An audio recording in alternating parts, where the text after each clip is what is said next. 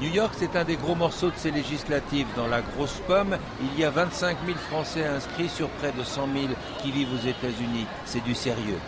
Corinne Narassiguin, qui a fait le tour de la communauté française au Canada et aux États-Unis, est ici depuis 13 ans. Elle se présente pour les socialistes et représente la gauche plurielle. En face, le centre et la droite n'alignent pas moins que 17 candidats. Un émiettement qui, avec l'élection de François Hollande, pourrait aider à faire la différence. C'est elle qu'on donne en tête pour le premier tour. Il y a beaucoup de cacophonie à droite et puis surtout des batailles de personnes.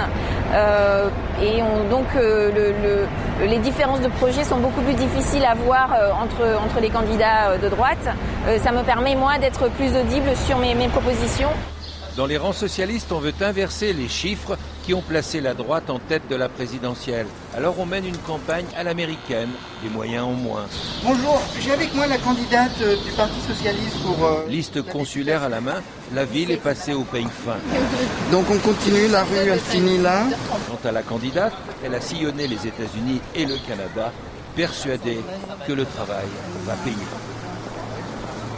Un autre mouille aussi sa chemise depuis plus d'1 an avec une cinquantaine de déplacements à son actif, tous à sa charge. Il est aujourd'hui dans la région de Washington. C'est Julien Balkany. Son nom est connu en politique. Il a juré de se faire un prénom.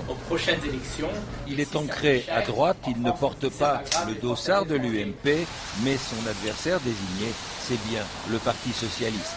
Et j'espère de tout cœur que les Français de l'étranger, ceux qui résident ici aux États-Unis et au Canada, me feront confiance parce qu'il ne faut pas concentrer tous les leviers de pouvoir aux mains des socialistes et de leurs alliés verts et communistes.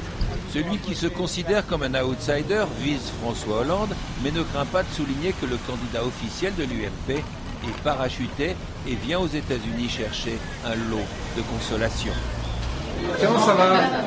Celui qui doit s'installer et prouver sa légitimité, c'est Frédéric Lefebvre, le plus politique de tous, d'abord attaché parlementaire, puis député et enfin ministre. C'est d'ailleurs cette dernière fonction qui lui a fait prendre le train en marche. L'ancien ministre rejette l'accusation d'être parachuté.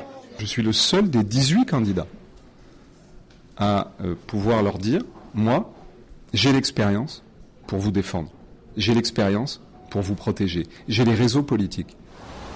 Chacun fait valoir ses arguments car il s'agit de la première campagne législative à l'étranger, la première fois que le vote est possible par ordinateur, avec toujours la même question, à New York comme ailleurs, elle concerne la participation.